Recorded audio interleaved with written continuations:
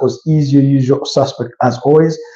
It's a beautiful Thursday morning, about 10 a.m. That's East African time. I hope you guys are doing well. As usual, allow me do our routine microphone check so that I make sure you guys are able to hear me loud and clear, to avoid any mishaps as we've sort of suffered in some of our broadcasts, as some of you may have witnessed. But today will be a whole different story. Today we'll be discussing still Arsenal, that result from last night, and a bit of transfer talk, a little bit, and then I'll be letting you know what our plans will be going forward,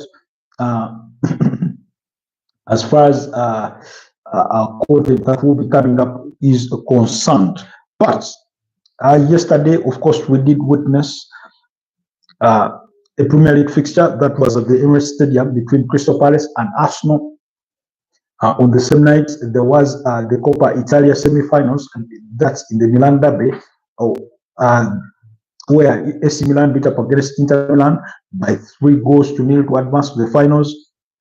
And then, of course, we did have some games in the Spanish La Liga there. I do know that Real Madrid, thanks to Adagula, were able to win their game by 1-0 against Getafe, while Sevilla and Espanyol did share the spoils in a 1-1 draw.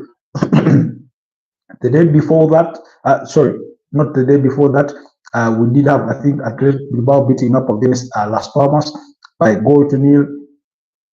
Yesterday, we did see Barcelona beat up against Raya Mallorca by 1-0. That was scored by Dani Olmo. So, anyways, those are some of the interesting things that have been in the course of the week. Of course, action does continue even today, especially in the Spanish La Liga, with a couple of games that will be coming your way on today's fixture list. All 4 games are kicking off at 10 p.m. That's East African time, and Leganes will be at home against Girona. Now, Girona, the reason as to why they are worth a mention is because they were in this season's UEFA Championship. I think they finished what? Third? Yes, they finished third last season with what? 81 points, and yet this season they've literally been battling relegation. Of course, it is always difficult for teams that burst onto the scene and finish high up on a league table, and then they do well. They try to do well in Europe and then balance that with the league, because oftentimes these are teams that have very limited resources. They do not have the experience, and those resources do not allow them to have a very broad squad that allows them to compete favorably across the multiple competitions. And then, like I said, the lack of experience playing in the domestic league and on the European scene is not a thing that you learn overnight. Teams that have gone there have had their challenges. We all remember Everton tried that. They had challenges. We saw Burnley when they qualified for the Europa League. We saw Leicester City when they qualified for the UEFA Champions League. They had a bit of trouble there. So it takes a bit of time for you to learn your way playing domestically in the league and at the European scene, especially when you are a newcomer or when you've not been at that scene for a very, very, very long time, as some of those teams you may have witnessed. The other game will be between Osasuna and Sevilla, while Atletico Madrid will entertain Rayo Vallecano. That's at the Wanda Metropolitano. And then Real Betis will be at home against Rayo Valladolid in the fixtures for the Spanish La Liga. But let's turn our attention back to the Premier League, where we were last night as Arsenal shared the spoils in a 2-2 draw against Crystal Palace. Yes, Warden. Hi, how are you doing this morning? Thank you for tuning to the broadcast. If you're new, kindly give me a like on the broadcast, and you can as well subscribe to the channel. Your time here is much appreciated. So, in that 2-2 draw, what we saw was Arsenal failing to dominate the game in all aspects.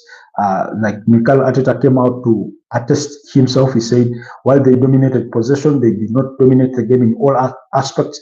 We were speaking last night in the aftermath of that game. That was in the late night broadcast that we did do on the channel here. For those of you that wish to revisit those thoughts, simply check out on the channel and go under our live broadcasts. You'll be able to get that feed from last night's broadcast, where we spoke at length about what we had observed in that particular time. I'm good, Warden. I hope you are too as well.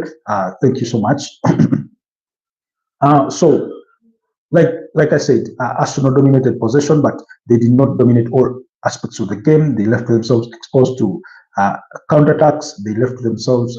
They didn't defend well on set pieces, and really, and when it came to corner kicks, you remember we looked at those statistics for those of you that were with us. But for the purposes of those that were not with us last night, I'll be happy to go over some of those statistics from yesterday in regards to that fixture and Crystal Palace. And key, notably, was the shot target. They both had a combined total of 10 shots on goal or attempts. Arsenal had 6 on target. Crystal Palace had 4. Then, of course, the scoreline is 2-2. Arsenal dominated possession at 68% with 32% for Crystal Palace. This is according to live score. So if you do find varying figures in other forums, please do not be quick to distribute some of these statistics. When it came to corner kicks, Arsenal managed only 3, while Crystal Palace won as many as 6, including one that delivered them their first goal, which was the equalizer to Jakub Kivio's opener in the 3rd minute. So that goal did come around. I think it did come around. The equalizer did come around the 27th minute through Eberechi Eze, who Adam Wharton played in. He was standing at the arc of the 18 yards box. He was left unmarked. I thought that was a responsibility of either Leandro Trossard or Raheem Sterling. Both players neglected that responsibility or sort of slept on the job and they did not sniff that there was potential danger in Eberechi Eze standing at the edge of the 18 yards box. And when that corner kick is played in by Adam Wharton, it's basically a pass to Eberechi Eze, which he runs onto and really fires in the back of the net beyond the reach of David Raya. So, like I said, defensively, Arsenal looked vulnerable, especially on the counterattacks. We all know that Arsenal do play that defensive high line, and they've sort of kind of mastered the art of playing it. I've seen other teams try to play it, and it has cost them, Tottenham being one of them. But you thought that Arsenal had mastered it. But like I said, with new partnerships, usually come a lack of jailing. When this we're talking about 2 players that have not played the majority of the season together. Yes, there are going to be communication lapses in who is where at what point of time, and that kind of thing. Who provides cover in where, who takes lead on command. In recent times, we've seen Jakub Kivio rising to the occasion, making commands, trying to organize the backline, take more responsibility, and that kind of thing. So it's really been good to watch. But yesterday, I thought Arsenal fell short in terms of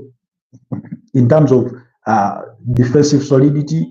I do not think they had conceded as many chances in recent times as we did witness yesterday, because I was reading somewhere, I think on X, a tweet from James Bench. He's a CBS Sport journalist or football correspondent. And here is what he had to say, that the only time Arsenal have allowed a more XG, that's expected goals, in a game than they have so far tonight in respect to yesterday's game, which was a 1.93, was at Manchester City in September, which was a 2.18.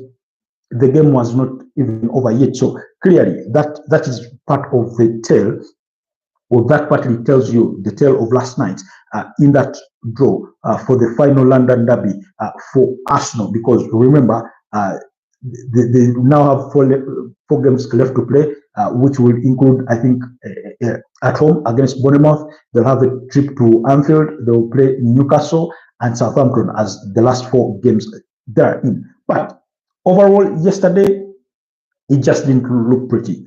Even when they dominated possession, they still looked vulnerable to counterattacks, to set pieces. I mean, in that second half, I do not know how many times Raya looked a bit puzzled in a way. We had a narrow escape. I think it was Ismail Sarr that failed to lash onto a loose ball again as a result of a set piece. And then there's another moment in which David Raya comes to the near post to rescue Arsenal, and then that ball is finally, kicked out of the area. So they looked vulnerable when it came to defending set pieces. Now, given that Arsenal are in the build-up to that PSG game in the UEFA Champions League, and we keep referring to it because it's a very, very important game. It's the UEFA Champions League, much like the UEFA Europa League for Manchester United, are the only opportunities these two gigantic clubs in English football have left as the window to winning a piece of silverware this season. Will they be able to go ahead and win one? We'll wait to see. Only time will tell. But if yesterday's actions are anything to go by, and that's how Arsenal intend to behave against a team like PSG, trust me, they will be even punished more than they were at Crystal Palace, because we are talking about a Crystal Palace side that made a couple of changes in their starting 11, including arresting Joan Mateta, who by the way came off the bench to score what turned out to be the equalizer to level the scoreline. Like I said, Jakub Kivio, 3rd minute, scoring the header, that assist provided by Martin Odegaard. Ebelechi Ize, equalizing on the other side. Adam Wharton, who by the way is a target for Manchester United, although just 21 years of age, the England international central midfielder, yes, he's a target for Manchester United, who do expect Christian Eriksen and Casemiro to leave the club, among other players. So we'll find time and speak about Manchester United's summer, transfer priorities, either today or perhaps tomorrow, but most probably we'll shoot that video and release it today. That's the expectation according to our schedule, but we'll wait and see. So Adam Wharton provides the assist and Ebelechi Ize equalizes. In the 42nd minute, Leandro Trossard, being assisted by Jurriën Timber, scores what turned out to be the difference going into halftime. So it was 2-1 for Arsenal. That ball taking a bit of a deflection as it went underneath the feet of the defenders to hit the back of the net to beat Dean Henderson in the Crystal Palace score. So again, when Arsenal returned to the second half, you could see that they continued to dominate the possession overall, but there are those moments they really felt vulnerable. It's a game that raised many questions, especially bearing in mind that they had started their preferred backline, which started against Real Madrid on both encounters. They had the midfield of Thomas Partey, Declan Rice, and Martin Odegaard. You thought they did not really apply themselves really well in terms of being effective. They had the front line that had Raheem Sterling, Leandro Trossard, and Gabriel Martinelli. Gabriel Martinelli, I do not know. I mean, sometimes his decision making is questionable for a player of his caliber, by the way. He's no longer 18, he's no longer 19. Given the amount of football he's played for Arsenal, to the extent that he's now managed 50 goals in his Arsenal career, I mean, there's some decisions that you do not expect him to make. The game is at 2-1. Bukayo Saka is on the running. All he needs to do is make that cross for Bukayo Saka to run onto that ball, and he makes the decision not to do it. Now, usually, for those of you that do watch, Gabriel Martinelli usually runs oftentimes with his head facing down. Whether that was a factor in that particular incident remains to be known or seen. But I thought it was very poor decision making in regards to the context of the game, because Arsenal needed that third goal to go ahead and sort of create the gap between them and Crystal Palace at that moment of the game. But they failed at that. They did not create that. Then you did expect that they tried to get that goal, and again, Gabriel Martinelli was at the end of things, although that ball from Jurriën Timber appeared to have been conclusively from an outside of the line when he crosses it, because it was a ball in the air and then he meets it and crosses it while it's in the air. But according to the revised footage that we were able to see, the ball appeared to have gone beyond the line, maybe slightly by an inch or so, or even half an inch, but that was the judgment and that call was ruled out. So the game stayed 2-1 until William Saliba at the centre back of Arsenal there committed another halwa, pretty much in similar fashion like we did see at Real Madrid at the Santiago Bernabeu when he conceded possession to Vinicius Junior, and Vinicius Junior leveled matters at the time. So even yesterday, in pretty poor fashion, he does concede possession. I think there was another Crystal Palace player pressing onto him. I'm not sure it was Adam Wharton, but there were two players, and then one of them being Joan Felipe Mateta. So he looked caught in that press and was very undecided. So that lapse in judgment, that drop in concentration is what cost Arsenal maximum points yesterday. He concedes possession. David Raya is way off his lines, literally not in the frame of his goal in the moment when Mateta wins the ball, and of course he scores into an empty net. And I thought it was an interesting situation. Again, for those of you that were with us last night, we talked about that particular incident, and I said, while William Saliba is to blame for conceding possession, I thought a goalkeeper of the caliber of David Raya ought to have done better, because at the time when that ball is passed to William Saliba, he's sort of a little bit high up the pitch, sort of in the right back position, kind of. And you would have expected that David Raya would have followed somewhere in the middle of his goal or somewhere in the box, maybe expecting that ball to be played back to him at a certain point in time.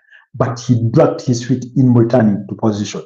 And when Joan Felipe Mateta wins the ball back, it's a gaping hole in that Arsenal goal, and then he goes to score. And again, one would think that it's easier said than done, but I thought for all the responsibility that William Saliba owes to bear in that particular area, you thought David Raya equally has to take a share of that blame, because, I mean, you're supposed to get back in position. You ought to do better. Yes, we do know that Arsenal play a high line. The goalkeeper is really very involved in the build-up, because they build their ball right from the back and that kind of thing, but he did not get back in position on time.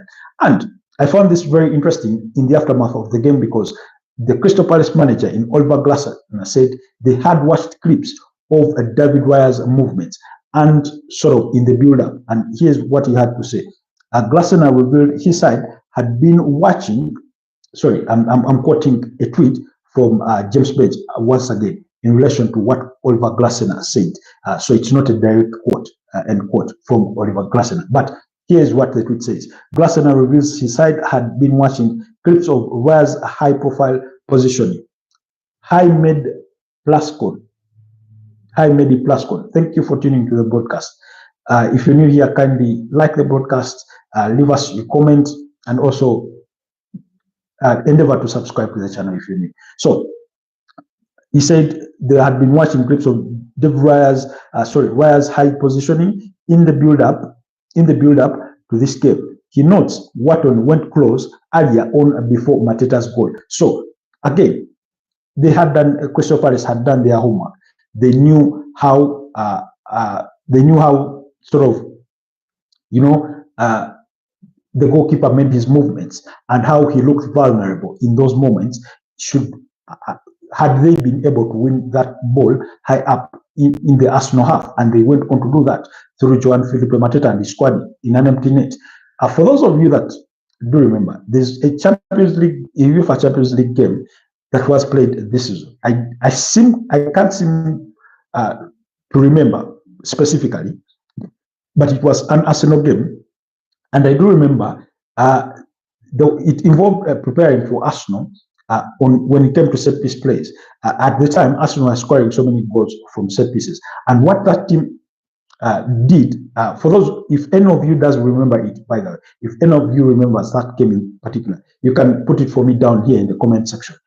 what they were doing every time Arsenal came for set pieces is that they would commit 2 or 3 players to stay near the center line. And so that if their goalkeeper collects the ball, he can easily throw it to them or kick it to them, and then they go to the break and score a goal. What that did is that it also changed Arsenal's strategy on set pieces. That whenever they went for set pieces, they had to leave 2 players behind to make sure they can defend on any eventualities of that sort of similar kind of play or tactic, or to sort of counter that kind of tactic. So again, in modern day football, teams will study you as you study their vulnerabilities and strengths and see if we can proceed. Yes, we are back. Sorry about that internet glitch, guys. These things do happen, unfortunately, sometimes. But anyways, we have moved. Like I said, sometimes you get the tactics right. Sometimes the other team start you better. And if there's any team or any manager that is capable of, kind of implementing that to perfection, or in terms of studying opponents and, adapting to them and finding plans on the way to crack them, is none other than Luis Enrique, the former Barcelona manager who is currently with PSG, a team that Arsenal will have to face off next week at the semi-finals of the UEFA Champions League. The first leg coming at the Emirates Stadium on April 29th. So be prepared for that. Any other talking points?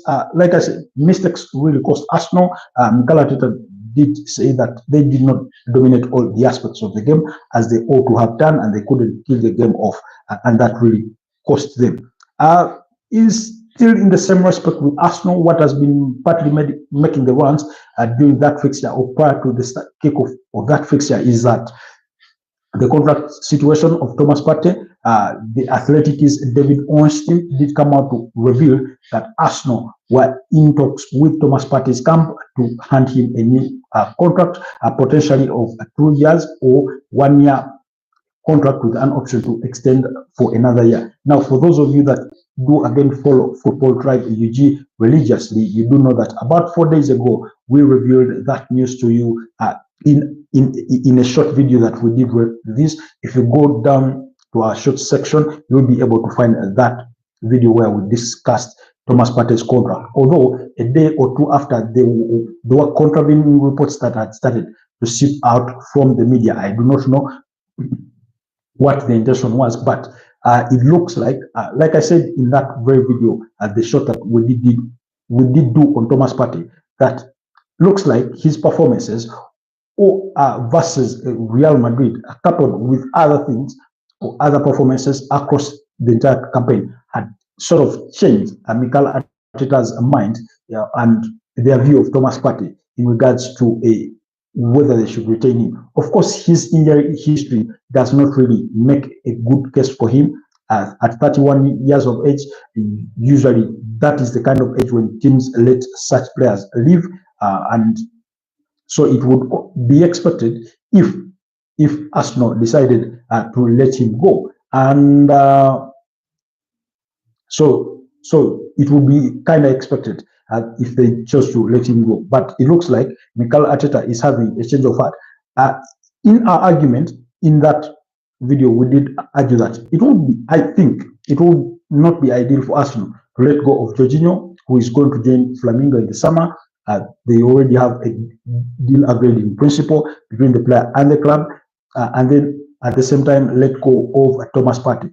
While yes, he has his injury issues and stuff, I do think keeping him as a squad player for an extra year could really, really make good sense as you wait for your whatever new signings that you intend to replace them with get to gel into the team. Of course, we do know that Arsenal are looking to bring in Martin Zubimendi from Real Sociedad. Last summer, they brought in Mikel Merino from the same club. And for those of you that do remember, Martin Odegaard had a long stint at Real Sociedad where he played with some of those players, as well as Alexander Isak, who Arsenal are interested in, although that deal will prove too expensive for any potential suitors to pull off this summer. But so when it comes to that midfield component and that school of thought is why I thought that Arsenal ought to keep at least one of them, and Thomas Partey is the most likely candidate for me. And yes, David Ornstein did come out to reveal that Arsenal were considering giving him a contract extension in pretty much similar fashion the way we stated those things.